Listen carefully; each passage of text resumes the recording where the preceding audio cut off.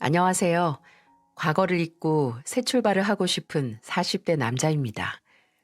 여러분은 운명의 상대를 어떻게 만나셨나요? 다른 사람들에게 자신 있게 본인들의 러브 스토리를 말할 수 있으신가요? 저는 다소 말하기 민망한 비하인드 스토리가 있답니다. 친구 녀석 하나가 30 후반의 나이에 오래 사귄 여자친구와 결혼 준비하다가 하루아침에 깨지고 홧김에 나이트에 갔었어요. 근데 거기서 마음에 드는 여자를 만났다는 겁니다. 그걸 들은 저는 그래, 잘 됐다. 다 잊고 잘해봐라 라고 응원해줬더니 그냥 응원만으로는 부족하다는 놈. 또 같은 나이트에서 두 번째 만남을 하려고 하는데 좀 민망하기도 하고 어색해서 서로 친구 한 명씩 데려가서 넷이서 만나자더군요. 그때 저도 곧 마흔을 바라보고 있었던 혼자였던 터라 즉흥적으로 알겠다고 했죠. 제가 공사 현장에서 포크레인 기사로 일하는데 밖에서 일하는 시간이 길어서 얼굴도 까무잡잡하고 등치도 커서 그렇게 보는 분은 별로 없지만 성격이 소심하거든요. 제 딴에는 나이트에서 여자를 만난다는 게 마흔을 바라보고 저지른 일탈이었습니다. 그렇게 성격이 화통한 친구만 믿고 나간 자리에서 저는 생각지도 못한 상대를 만나게 됐어요. 이미 친구와 그 상대는 눈이 맞은 터라 저들만의 세상이었고 저와 그 상대의 친구로 나온 여자분은 그들에게 안중에도 없는 양념일 뿐이었죠. 친구와 그 상대 여자분이 저들만 아는 지난 이야기를 꽃피우면서 희희낙낙할 때 저는 제 상대로 나온 여자분 앞에서 어색함에 어쩔 줄 몰라 하고 있었어요. 근데 그 여자분은 너무 자연스럽게 제게 음식을 권하고 마실 음료를 골라주면서 다가오기 시작하더라고요. 진짜 웃겨. 저럴 거면 우리는 왜 데려왔는지 몰라요. 아, 네, 그러게요. 친구들한테 이용당한 사람들끼리 놀아요. 종훈 씨 술은 잘 마셔요? 저요? 아, 네, 그냥 못 마시진 않아요. 다행이다. 혼자 술 먹는 것보다 맛없는 술이 없잖아요. 잠시만요. 제가 만나서 반갑다는 의미로 해정표 폭탄주 한 잔 말아드릴게요. 이거 진짜 목 넘김이 예술이에요. 제 친구들은 저만 보면 이거 만들어 달라고 다 잔을 저한테 맡겨요.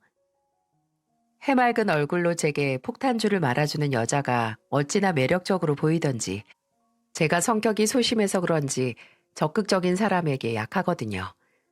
너무 밝은 모습으로 제게 이런저런 기발한 주제로 대화를 이어나가고 제가 무슨 이야기만 해도 빵긋빵긋 웃는 여자에게 마음이 점점 스며들 수밖에 없었죠. 어머, 종훈 씨는 포크레인 운전하세요? 저희 아버지도 건축 쪽에서 일하세요. 정말요? 혜정 씨 아버님 만나면 나눌 얘기가 많겠네요. 그럼 저랑은 할 얘기가 없다는 거예요? 아니요. 그게 아니고 혜정 씨는 미용사라 스타일도 너무 좋으신데 전 거기로는 영 쥐약이라서 머리도 그냥 이발소 가서 다듬기만 하거든요. 왜요? 머릿결도 좋아 보이시고 숱도 많아 보이는데 다음에 저 일하는 샵에 한번 오세요. 제가 종훈 씨한테 딱 어울리는 머리 스타일을 찾아드릴게요. 저는 그 말이 진심이 아니라 그냥 친절하게 하는 말이라고만 생각했어요. 근데 그 만남 후에 2주 정도 흘렀을 때 교환한 연락처로 그 여자에게서 연락이 오더라고요. 언제 본인이 일하는 미용실에 와서 머리 할 거냐고 하면서요. 그 문자를 듣자마자 아, 진심이었구나 싶더라고요.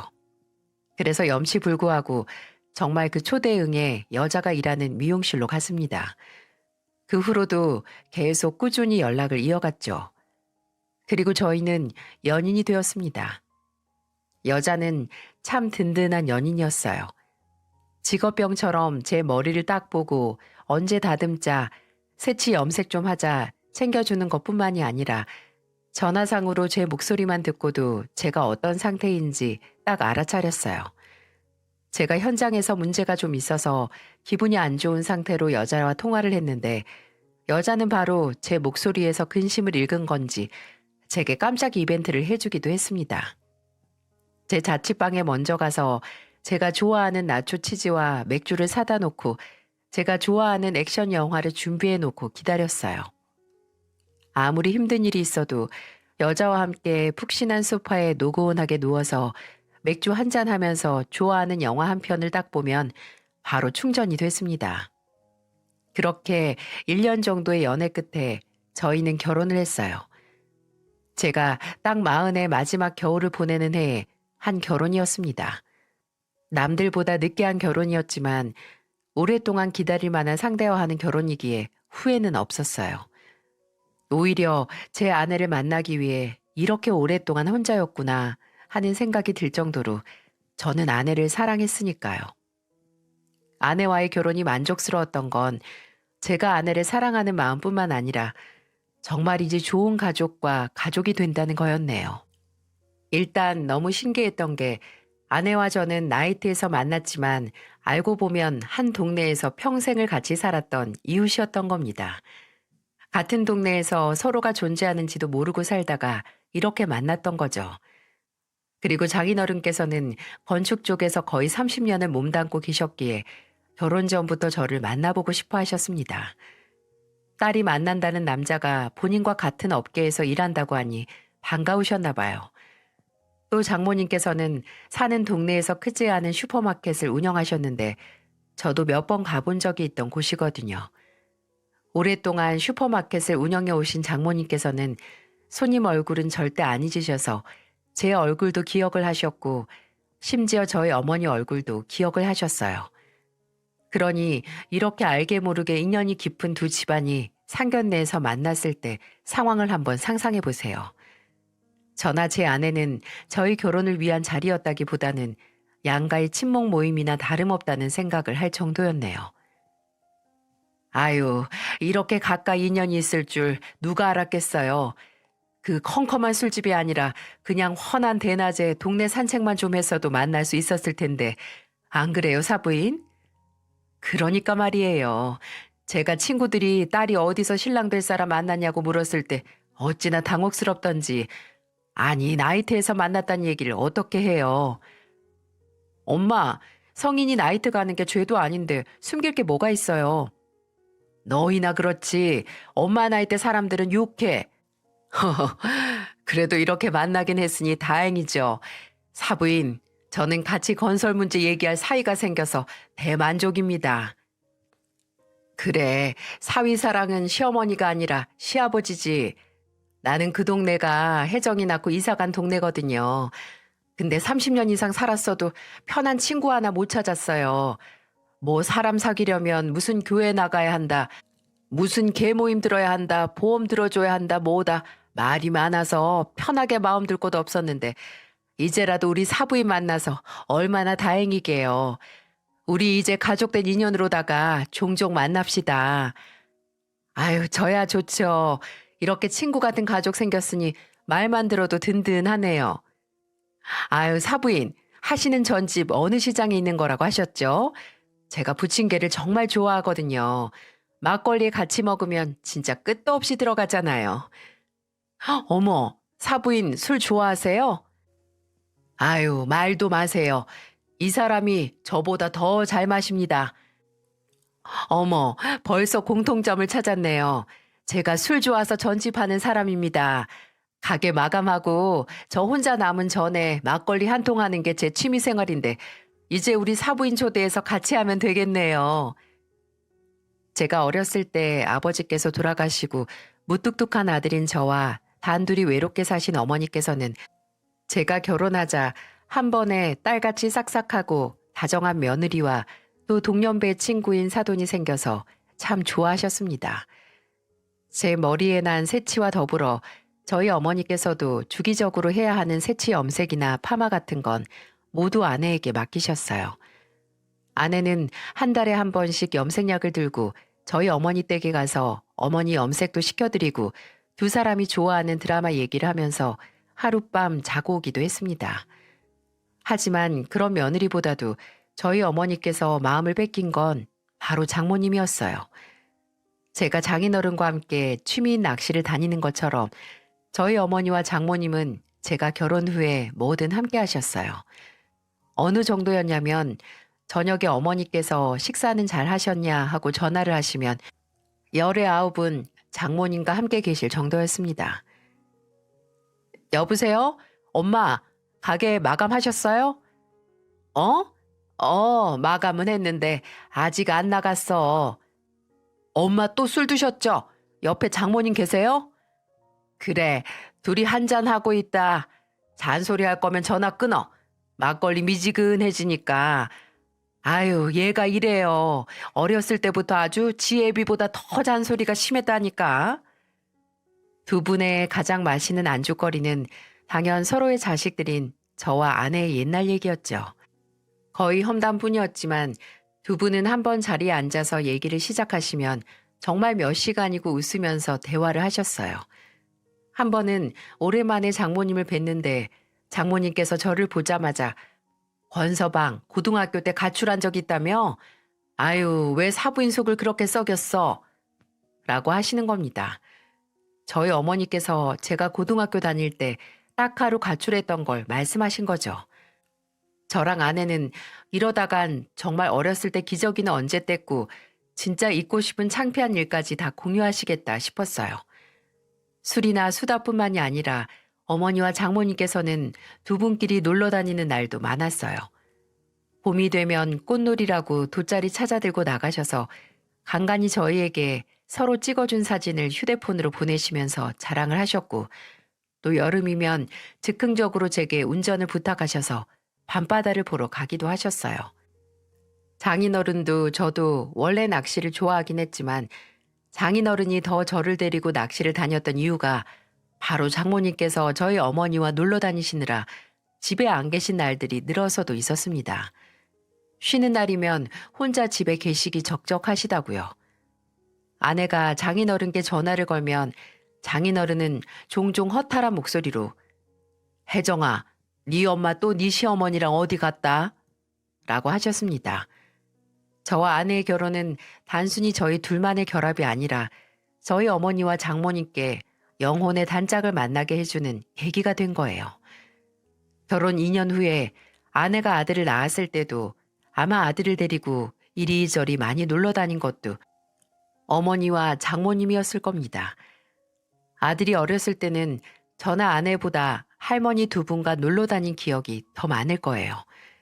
저는 워낙 지방 출장이 많아서 집을 비우는 날이 많았고 아내도 계속 미용실을 다녔기에 어머니와 장모님께서 돌아가면서 아들을 봐주셨거든요. 그 두 분 덕분에 집을 비워도 늘 든든하고 걱정할 게 없었고 또 아내 또한 전국의 공사 현장을 돌면서 일하느라 출장이 잦은 못난 남편을 늘 배려를 해줬어요. 아내는 장기 출장 계획이 잡힐 때마다 미안해하는 제게 어차피 제가 그런 일 하는 거 몰랐던 것도 아니고 본인은 아버지가 건축일을 오래 해서 단련이 돼 있으니까 미안해할 필요 없다고 하더군요. 오히려 타지에서 오래 혼자 있는 저를 걱정했어요. 직원용 숙소에 제가 좋아하는 밑반찬을 꾸준히 보내줬고 매일 아침 귀여운 아들의 사진과 본인 사진을 보내주며 힘내라고 응원을 해주곤 했죠. 늘 흔들림 없이 꿋꿋이 제 곁을 지켜주는 아내에게 보답을 하고 싶었는데 드디어 기회가 오더라고요. 결혼하고 4년이 다 되어갈 때쯤 아내에게 슬럼프가 찾아왔어요. 왜 한 곳에서 오래 일하다 보면 일에 대한 실증과 미래에 대한 불안감이 오기 마련이잖아요. 아내는 한 미용실에서 오래 일을 했는데 아무래도 작은 미용실 특성상 승진이나 연봉 협상과 같은 성취감을 느낄 만한 일이 없으니 매일같이 반복되는 일이 무료하게 느껴질 수밖에 없었겠죠. 아내는 저와의 연애 전부터 본인이 원장인 미용실을 열고 싶어 했는데 저와 결혼하고 아이를 낳으면서 점점 그 꿈에서 멀어지는 건 아닌가 했습니다. 그래서 저는 아내에게 먼저 더 늦기 전에 미용실을 차리는 게 어떻겠냐고 제안을 했어요. 저와 함께 모은 돈과 대출을 좀 끼면 크진 않아도 꽤 번듯한 미용실을 차려서 원장으로서 제2의 인생을 시작하라고 말이죠. 아내는 좀 갑작스럽기도 하고 또 이직 준비가 안 된 것 같기도 하다고 고민을 하긴 했지만 싫지만은 않아 보였어요. 본인의 오랜 꿈이었으니까요.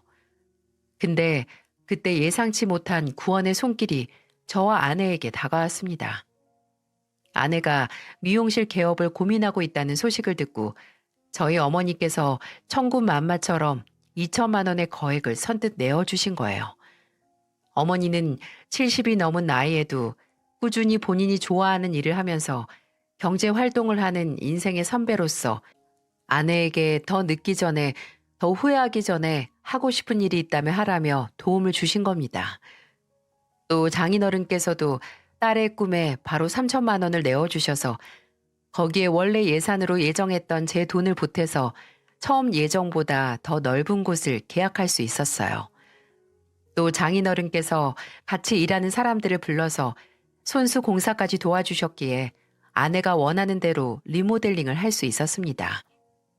아내는 가족들의 도움과 응원에 힘입어 본인의 꿈을 이룰 수 있었어요. 미용실 개업 일주일을 앞두고 아내가 밤에 자기 전에 제 옆에 누워서 천장을 멍하니 보며 중얼거렸던 말이 아직도 잊혀지지가 않습니다.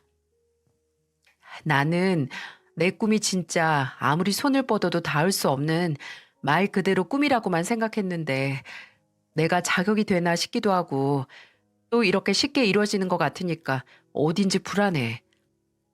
이게 어떻게 쉽게 이루어지는 거야? 여보, 지금까지 10년 넘게 한자리에서 한 가지 일만 파고들면서 열심히 일했는데 지금 그 노력의 보상을 얻는 거지. 또 이게 끝이 아니라 앞으로 오너로서 미용실 성장시키면 나중에 누가 알아? 당신 이름 걸어서 체인점 문의 들어올지. 정말 그럴까? 아니야.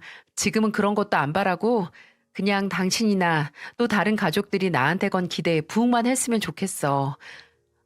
진짜 떨린다. 이게 꿈이 아니었으면 좋겠어. 꿈이 현실이 되는 날을 앞두고 떠는 아내가 그때는 참 귀엽기도 하고 또 자랑스러웠어요. 기술을 익히고 갈고 닦아서 본인의 업장을 갖는 게 어디 쉬운 일인가요? 그때만 해도 몰랐죠. 내 옆에 누운 여자가 일주일 내내 어떤 충격적인 사건을 겪게 할 줄은. 아내는 이게 꿈이 아니길 바랐지만 일주일 뒤에 저는 그냥 이 모든 게 꿈이었으면 하는 기도를 하게 됐습니다. 저는 아내의 개업식 한 달 전에 이미 지방 현장에 출장 일정이 잡혔던 터라 안타깝게도 아내의 미용실 개업식에 참석을 할 수 없었어요.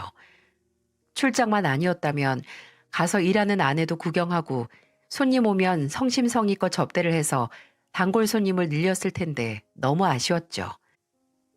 개업식이라고 해봤자 그냥 오는 손님들한테 할인권 나눠주고 행사가로 머리 해주는 게 다인데 거창하게 할 게 뭐 있어.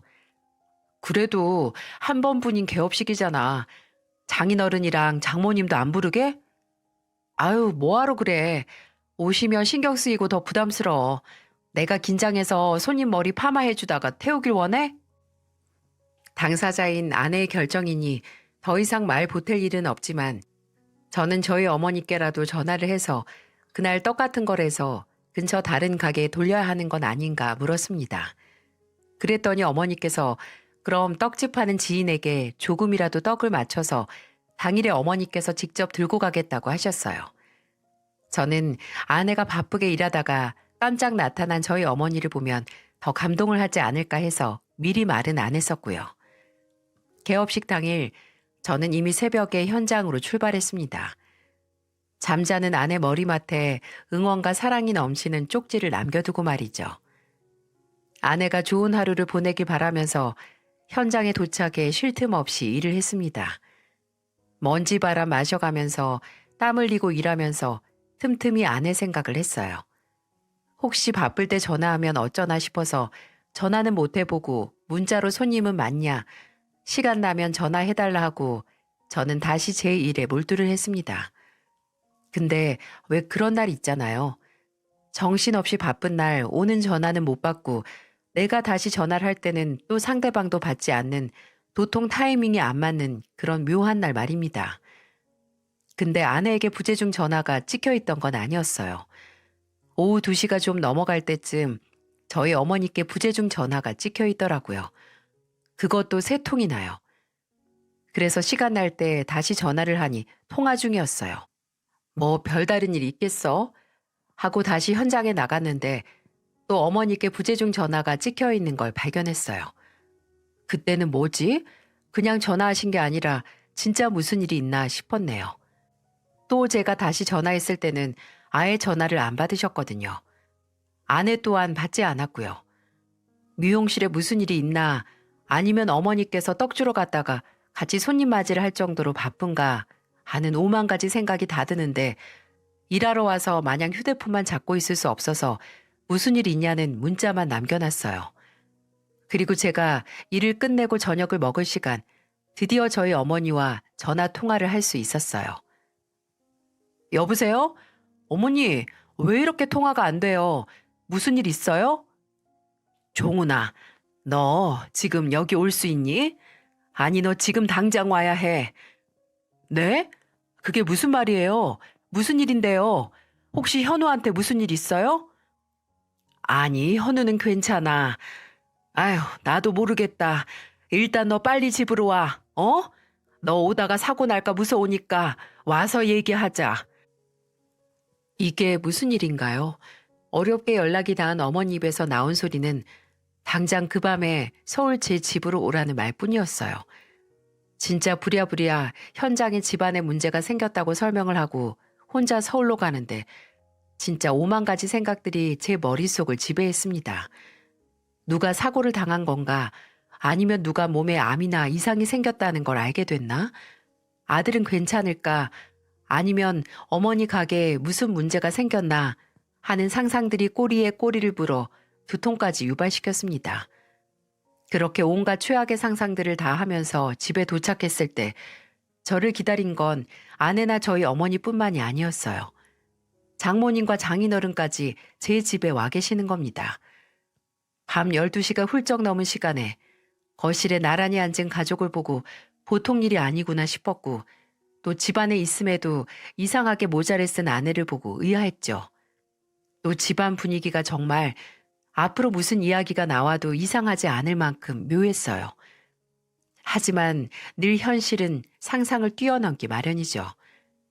제가 집에 도착했을 때 가족들이 제게 해준 이야기는 40여 년의 제 인생을 뿌리째 흔들어 놓을 정도로 충격적이었어요. 일단 영문을 모르는 전 거실에 들어가자마자 가족들을 보고 무슨 일이냐고 물었죠. 근데 이상하게 아내는 모자를 쓰고 고개를 푹 숙인 채 말이 없고 장모님이나 장인어른은 저희 어머니의 눈치를 보는 겁니다. 굳은 얼굴의 저희 어머니는 한참을 가만히 제 얼굴만 보시다 이렇게 말씀을 하셨어요. 종훈아, 지금부터 하는 얘기 잘 들어라.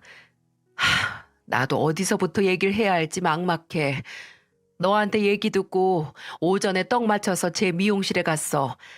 박스도 몇 개 안 돼서 내가 구루마이 해서 택시 타고 갔지. 어머니는 그날 아내 개업을 위해 맞춤 떡을 포장해서 아내의 미용실로 향하셨대요. 그래도 혹시 바쁠 때 가는 건 아닌가 해서 먼저 아내에게 전화를 했지만 아내는 전화를 받지 않았다고 해요. 그래도 아내가 바쁘면 떡이야 어머니께서 직접 근처 가게에 들리거나 손님들 손에 쥐어주면 되지 하는 생각에 빨리 미용실로 가셨죠. 미용실 앞에 당도했을 때 아내는 손님 상대를 하는 직원들 둘과 마찬가지로 어떤 젊은 남자 손님과 이야기 중인 아내가 유리창 너머로 보이더라는 겁니다. 어머니는 미용실 안으로 들어갔고 다정하게 아내 이름을 불렀다고 합니다. 혜정아, 나왔다. 떡 맞춰왔어. 어머니는 놀라긴 해도 본인이 맞춰온 떡을 감사하게 받을 아내를 예상했는데 아내는 그 생각과는 정반대의 표정을 지었다고 해요. 미용실 안으로 들어오는 어머니를 보자마자 놀라긴 놀랐는데 뭔가 못 볼 걸 본 사람처럼 인상까지 쓰더랍니다. 그리고 아주 빠르게 어머니에게 다가와서 목소리를 낮춰서 말했다고 해요. 어머님, 여긴 왜 오셨어요? 그리고 떡은 뭐고요? 아니, 너 오는 손님들이나 이웃 상점들에 돌릴 떡이 있으면 좋을 것 같아서. 제가 이런 거 해달라고 했어요? 그렇게 안 오셔도 된다고 개업식이라고 할 것도 없이 아무것도 안 할 거라고 했는데 왜 말을 안 들으세요? 혜정아, 너 왜 그러니? 지금 이게 뭐 하는 거야? 내가 무슨 잘못이라도 했니? 어머니가 묻는 말에 대답도 안 하고 아내는 안절부절 못하면서 어머니를 계속 출입구 쪽으로 밀었다고 합니다. 마치 불청객을 쫓으려는 사람처럼 말이죠. 그렇게 신랑이 아닌 신랑이를 하고 있는데 갑자기 아내 뒤에서 아까 그 젊은 남자 손님이 불쑥 다가와 말했다고 해요. 뭐야? 누군데 이래? 그때 어머니는 그 남자가 그냥 손님이 아닌 걸 아셨어요.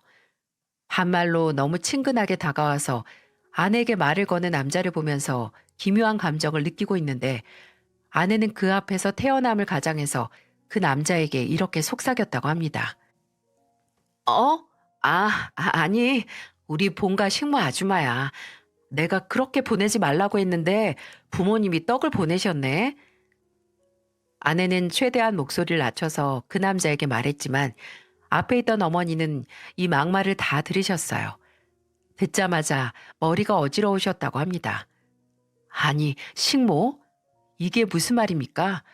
대체 그 남자가 누군데 아내가 제 어머니께 식모라고 하냐고요. 어머니는 너무 황당하고 화가 나서 아내에게 고함을 지르셨어요. 뭐? 혜정이 너 지금 그게 무슨 말이야? 식모? 너 제정신이니? 내가 네 식모야? 아, 아줌마, 식모라는 말에 서운하셨어요? 제가 조심할게요. 그러니까 이 떡 도로 가져가세요. 그리고 앞으로 부모님이 가라고 해도 오실 필요 없. 아까부터 무슨 헛소리를 하는 거야? 저 남자가 대체 누군데 네가 눈치 살살 보면서 이딴 거짓말을 해. 이봐요. 그쪽 누군데 여기 있어요? 여기 손님으로 왔어요? 혜정이 얘랑은 어떻게 아는 사이냐고요? 네? 저 이 사람 애인인데 혜정이 본가 가사 도우미신 분이 그게 왜 궁금하세요? 뭐? 야, 혜정아. 이게 지금 무슨 말이야? 애인? 너 지금 애인 앞이라고 네 시애미한테 식모니 뭐니 하는 거냐? 나가세요. 더 이상 오늘 문 막 연 가게에서 소란 피우지 말고 그만 나가시라고요. 어머니가 그 남자 앞에서 썽을 내자 아내는 갑자기 어머니를 힘으로 밀어붙이면서 미용실 밖으로 쫓아냈다고 해요. 어머니가 밀려서 나가자 아예 문까지 걸어 잠그고 뒤돌아 그 남자에게 뭐라 설명을 하더라는 겁니다.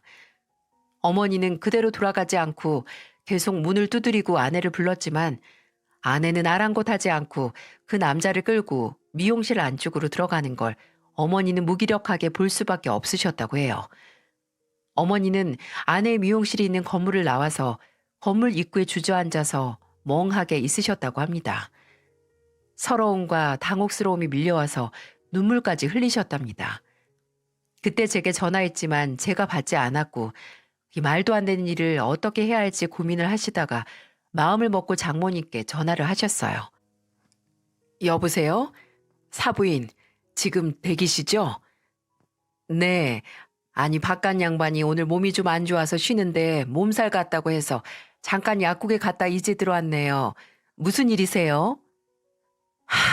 아무 말 하지 말고 지금 당장 혜정이 미용실로 오세요. 사돈 어른도 같이 오시고요. 어머, 왜요? 혜정이가 올 필요 없다고 했었는데 무슨 일 있어요? 혜정이 걔가 지금 저도 뭐라고 말을 해야 할지 모르겠네요. 걔가 아주 단단히 미친 것 같으니까 와서 제발 좀 보시라고요. 어머니의 말을 듣고 놀란 장모님은 30분 후에 장인어른과 함께 아내 미용실이 있는 건물 앞에 도착을 했고 기다리고 계시던 어머니는 자초지종을 설명한 뒤 다시 내쫓긴 미용실로 세 분이 함께 가셨다고 합니다.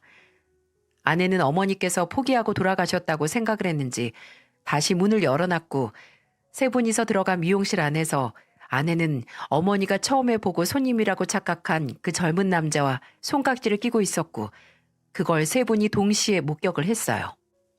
그걸 본 어머니는 그대로 굳었고 장모님은 바로 소리를 지르셨다고 합니다. 혜정이 너 지금 뭐 하는 거야? 엄마, 여긴 왜 오셨어요? 내가 안 와도 된다고 했잖아요. 아빠까지. 딴소리 하지 마. 저 남자 누구야? 누군데 네 시어머니 앞에서 네 애인이라고 하고 지금 손까지 잡고 있어? 엄마, 잠깐만 나가서 얘기해요. 여기 손님들 있잖아. 아내는 동시에 쳐들어온 장모님과 장인어른, 어머니를 보고 당황해서 횡설수설하기 시작했고 또 밖에 나가라는 말을 하면서 다가왔다고 해요. 근데 그때 가만히 그 모습을 보고 계시던 장인어른께서 눈앞에 있는 아내의 머리채를 한 손으로 잡고 나머지 손으로는 옆에 미용기구들이 꽂혀 있는 카트에서 미용 가위 하나를 들어 그대로 잡은 아내의 머리카락을 숭덩숭덩 잘라냈다는 겁니다. 아, 아빠 이게 지금 뭐하는... 나요. 이거 놓으라고요. 그 입 닥치지 못해? 네가 어떻게 이런 더러운 짓을 할 수가 있어? 잠깐만요. 대체 누구신데 이러세요? 당장 경찰 부르기 전에 그만두세요. 나 얘 아버지 되는 사람이다. 네가 내 딸 애인이라고? 아버지요? 혜정아, 이게 대체... 동규 씨, 잠깐만 저리 가봐. 아빠, 제발 그만 좀. 눈이 시뻘개진 장인어른 앞에서 그 애인이란 남자의 이름을 부르는 아내를 보고 장인어른은 다시 가위를 들어 미처 자르지 못한 머리까지 싹 잘랐다고 합니다. 옆에서 그 남자는 장인어른을 떨어뜨려 놓으려고 해도 저희 장인어른이 현장에서 단련된 근육이 상당하시거든요. 아무리 젊은 남자라고 해도 몇십 년간 쌓아온 힘을 쉽게 당해낼 수는 없었겠죠. 그 자리에서 아내는 길었던 머리카락을 쇼커트이다 못해 여기저기 파먹은 것 같이 아주 엉망으로 잘렸습니다. 장모님도 저희 어머니도 아무도 말리지 않았고요. 그리고 장인어른은 더 이상 자를 머리카락도 없자 들고 있던 가위를 바닥에 내던지면서 바닥에 주저앉아 서럽게 우는 아내에게 무섭게 고함을 치셨다고 해요. 네가 사람 새끼냐? 네가 내 자식이야? 입이 뚫렸으면 말을 해. 네 시어머니를 식모 취급한 게 고작 저런 놈한테 바람났던 거 들킬까 봐 그게 무서워서 그런 거야? 아빠, 그게 아니고요. 저 사람은 정말 별다른 사이가 아니에요. 그래? 그쪽이 어디 한번 말해봐. 너 이 자식아, 너 내 딸이 유부녀에 아들까지 있는 애엄마인 거 알고 만났어? 네? 아닙니다. 저는 정말 몰랐어요. 혜정아, 너 이게 다 뭐야? 정말 애까지 있는데 날 만난 거야? 너 나랑 결혼한다며? 이제 미용실까지 차렸으니까 나랑 결혼할 수 있다고 했잖아. 결혼? 네가 정말 미쳤구나. 미쳤어. 종훈이가 눈 부릅뜨고 잘 살아있는데 딴 남자랑 살림 차릴 생각을 해? 아니에요, 엄마. 아빠, 제가 혼자 착각한 거예요. 야, 내가 언제 너랑 결혼을 한다고 했어? 내가 언제? 진짜 잠깐 만나기만 한 걸로 무슨 결혼이야?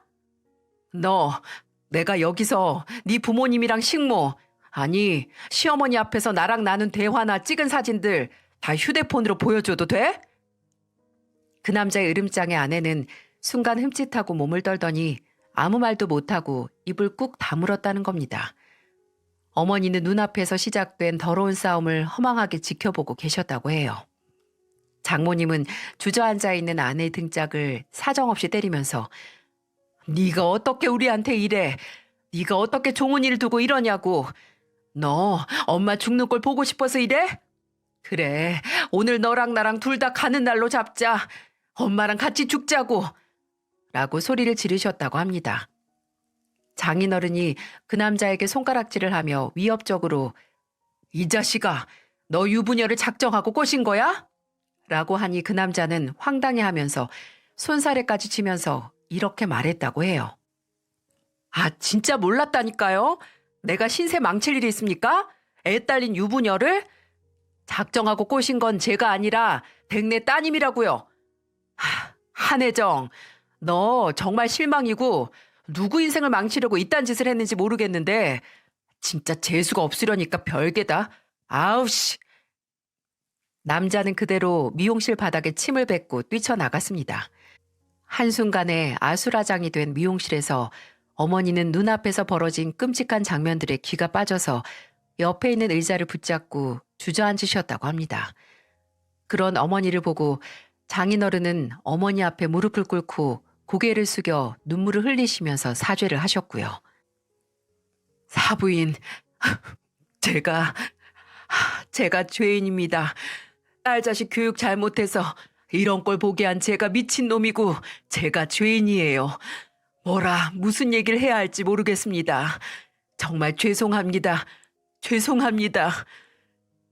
장모님은 그런 장인어른 곁에 아내를 끌고 와서 똑같이 무릎을 꿇리고 아내 머리를 손바닥으로 꾹꾹 눌러가면서 빌어 이거사 빌어 라고 했고, 어머니는 그 모습을 보면서 다른 게 아니라 이제 어머니의 불쌍한 아들과 손주가 어떻게 사나 하는 걱정을 하셨다고 해요. 앉혀두고 캐물으니까 글쎄 너 강원도 갔을 때 나이트 갔다가 만났다더라. 그것도 저보다 3살이나 어린 놈. 종훈아, 이게 무슨 일이니? 무슨 일이야? 나 절대 네가 저것이랑 애 키우면서 사는 꼴 못 본다. 당장 헤어지고 저런 년은 아주 쓰레기통에 버려야 돼. 몹쓸 거. 지가 어떻게 우리한테. 그때까지도 분노로 몸을 부들부들 떨면서 고개를 푹 숙인 죄인 같은 모습의 아내를 노려보는 어머니를 보면서 현실감이 안 들더라고요. 믿을 수가 없었습니다. 몸은 하루 종일 일해서 피곤한데 내 아내가 연하의 남자와 제가 몇 달 전 춘천에 갔을 때 만나 바람이 났고 제가 없는 걸 기회로 미용실 개업날 불러서 거기서 노닥거리고 있던 걸 저희 어머니에게 걸렸다니. 이걸 어느 누가 단박에 이해하고 믿을 수 있겠습니까? 근데 모자를 벗고 장인어른께 모조리 썰린 머리 모양을 아내가 보여줬을 때 쓴물을 억지로 삼키듯 믿을 수밖에 없었네요. 장모님도 장인어른도 제 앞에서 고개를 숙여가며 용서를 비셨는데 그 모습을 보면서 뭐라 할 말이 없더라고요. 저는 지 부모님에게 대신 사과를 하게 하고 뒤로 빠져있는 아내를 봤습니다. 그리고 말했어요. 당신이 말해봐. 당신 부모님은 나한테 이렇게 사죄를 하시는데 당신은 나한테 할 말 없어? 변명이든 뭐든 말해보라고. 나이트라니. 아마 그 남자에게도 처음에 저를 만났을 때처럼 밝고 다정하게 웃어주고 지 이름을 딴 폭탄주라며 건넸겠죠. 저는 감정이 주체가 안 될 것 같아서 어른들께 양해를 구하고 아내를 끌고 안방으로 들어갔습니다. 저희끼리 이야기를 한다고 하고 말이죠. 제게 끌려서 안방에 들어온 아내는 언제 그렇게 얌전히 있었다는 듯 바로 제 바지가랑이를 붙잡고 서럽게 울기 시작했어요. 여보, 내가 미안해. 내가 잘못했어. 제발 나 한 번만. 봐달라는 말 하지 마. 미쳤어? 어떻게 바람난 다음에 봐달라는 염치 없는 소리를 해? 야, 너 이거나 말해봐. 내가 너한테 뭘 잘못했냐? 내가 돈을 못 벌어다 줬어. 내가 현우한테 뭐 못한 게 있어. 너한테 살림만 하라고 한 것도 아니잖아. 그리고 너한테 돈 벌어오라고 등 떠민 적도 없고. 네 꿈이라던 그 미용실 걱정하지 말고 일단 차리자고 했던 게 누구였는데 네가 나한테 이래? 당신 말이 맞아.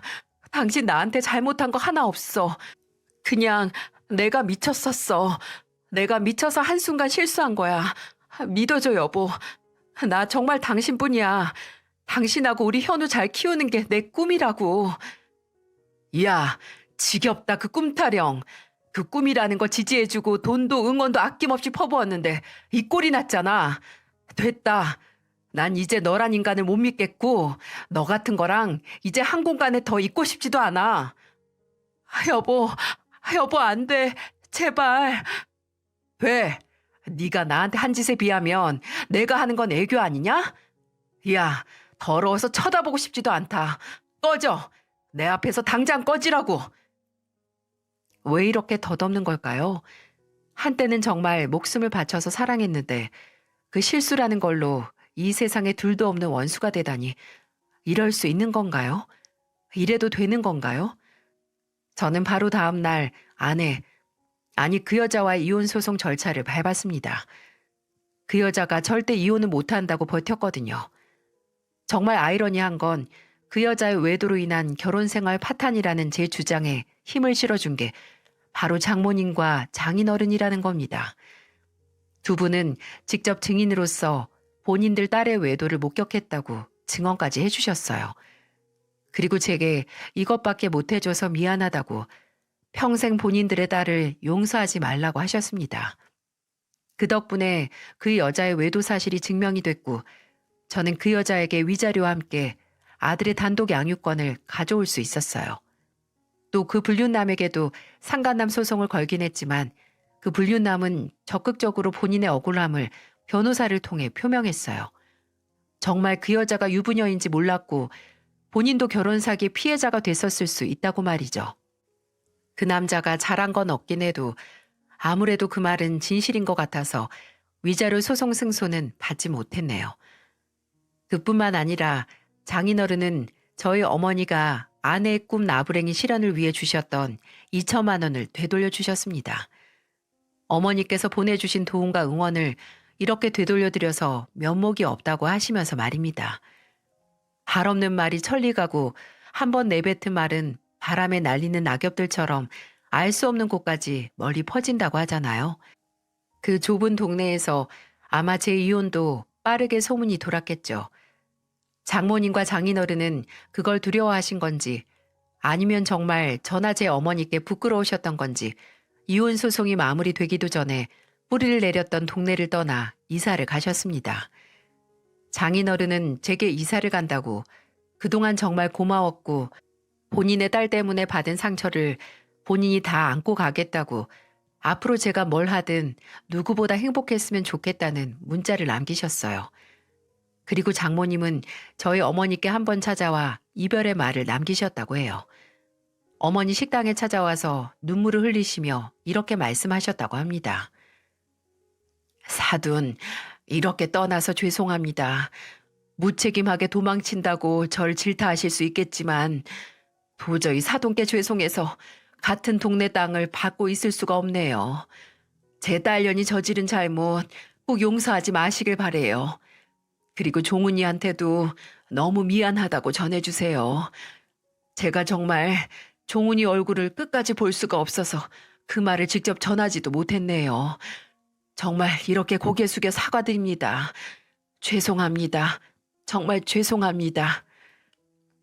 장모님이나 장인어른이 얼마나 좋은 분들이셨는지 저나 제 어머니는 누구보다 잘 알고 있었어요. 그래서 그분들의 사과를 받을 때마다 숨이 턱 하고 막혔습니다. 분명 자식인 그 여자가 잘못한 일인데 그 여자는 제게 끝까지 절대 이혼만은 못한다는 모습만 보여주고 정말 제대로 된 사과는 한마디도 하지 않았으니까요. 대체 어떻게 이럴 수 있죠?